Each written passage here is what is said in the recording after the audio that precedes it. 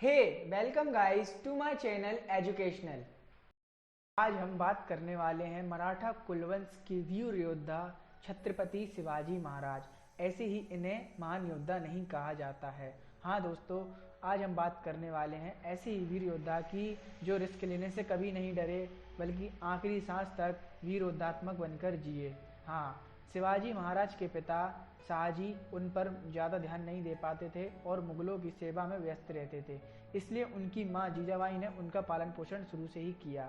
इन्होंने मात्र 18 साल की उम्र में अपनी वीरता का परिचय दे दिया। सन 1645-47 ईस्वी में पूना के समीप 3 किलो को इन्होंने 18 साल की उम्र में ही जीत लिया था। हाँ, असली समय शिवाजी की देश विजय का आरंभिक वास्तविक समय 1656 ईस्वी में प्रारंभ होता है, जब उन्होंने मराठा सरदार चंद्रराव मौर्य जावली राज्य जीत लिया तथा रायगढ़ को अपनी राजधानी बना लिया। अब ये बात देखकर बीजापुरी को यह बात हजम नहीं हुई।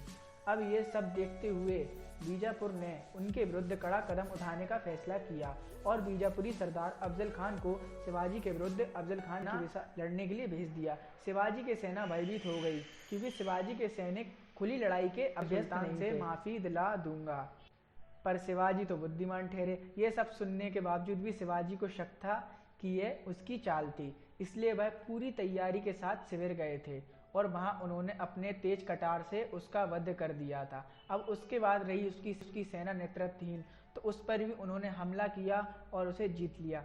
अब दूसरी ओर औरंगजेब अपने मुगल साम्राज्य को मराठा शक्ति के इस योद्धा को चिंता की दृष्टि से देख रहा था, इसलिए मुगल बादशाह हार मानने वालों में से कहाँ थे, वह एक के बाद एक सबको भेजते गए।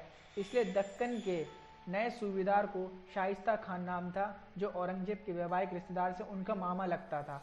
उसने शिवाजी को हराने के लिए भेजा। शुरुआत में लड़ाई बिल्कुल शिवाजी के विरुद्ध थी और इसलिए शाइस्ता खान ने 1669 में पूना पर अधिकार करके उसे अपना मुख्यालय बना लिया।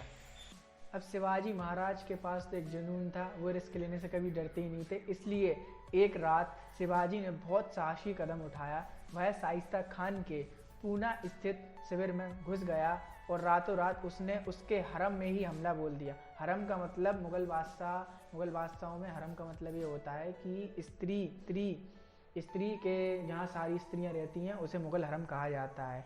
इससे शाइस्ता खान तो भाग निकला, पर उसका बेटा और रक्षक मारा गया। ये साहसिक कार्य से शिवाजी की वीरता और बढ़ गई और मुगल शाइस्ता खान को नीचता से प्रभाव किया गया। अब शाइस्ता खान की निंदा होने लगी, पर शिवाजी महाराज की जय जयकार होने लगी। और फिर भी अब शिवाजी महाराज कहाँ ही रुकने वाले थे भाई। इन्होंने मुगलों के ऊपर एक और कांड कर दिया। मुगलों के प्रमुख बंदरगाह पर आक्रमण किया और उसे जून 1664 में जी भर कर लूटा। जी हाँ दोस्तों, जी भर कर लूटा उसे। अब मुगल बादशाह और बड़ी हैरानी में। दूसरी ओर औरंगजेब और ज़्यादा गुस्से में भावुक होने लगे।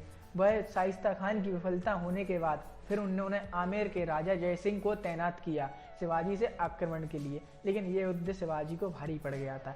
यह युद्ध शिवाजी के हाथों में नहीं था, इसलिए उन्होंने समझौता वार्ता आरंभ की और जिससे 35 किले शिवाजी के थे, जिनमें से 23 किले मुगल बादशाहों को देने पड़े।